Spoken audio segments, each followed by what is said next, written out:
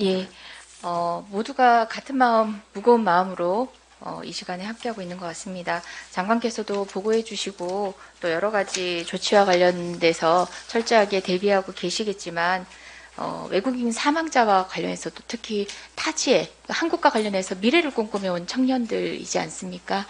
특히 신경 써주시기 바라고요. 저는 이 사망자가 있는 국가의 의원님들이 정작 우리를 위로하면서 연락을 해오셨습니다. 그래서 특히나 그런 그간에 쌓아왔던 외교가 이런 상황에 대한 대처의 미흡으로 인해서 또 물거품이 되지 않도록 하는 것도 일단 외교부의 책임일 것 같습니다. 유념해 주시기 바랍니다. 외교부 장관님 하나만 네. 여쭤보겠습니다.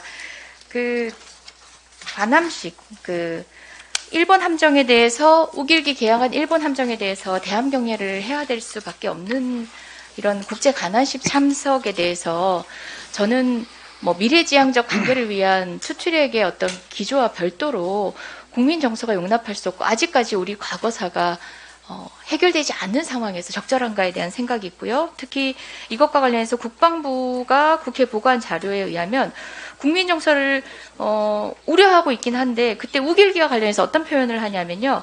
우길기와 외관이 유사한 자위함기 이렇게 해서 애써 회피하려는 문구가 보입니다.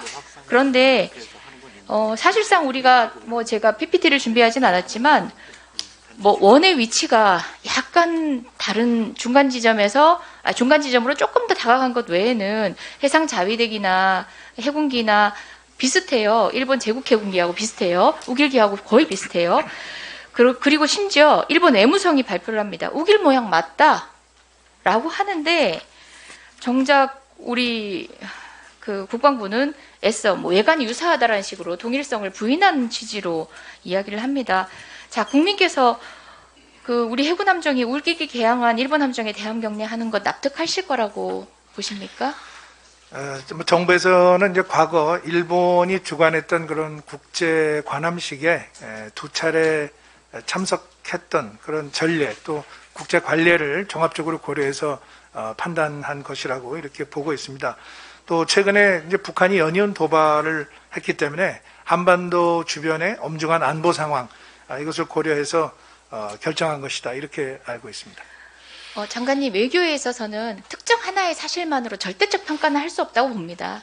방금 말씀하신 것처럼 안보 상황도 고려할 수 있고 다 고려할 수 있습니다.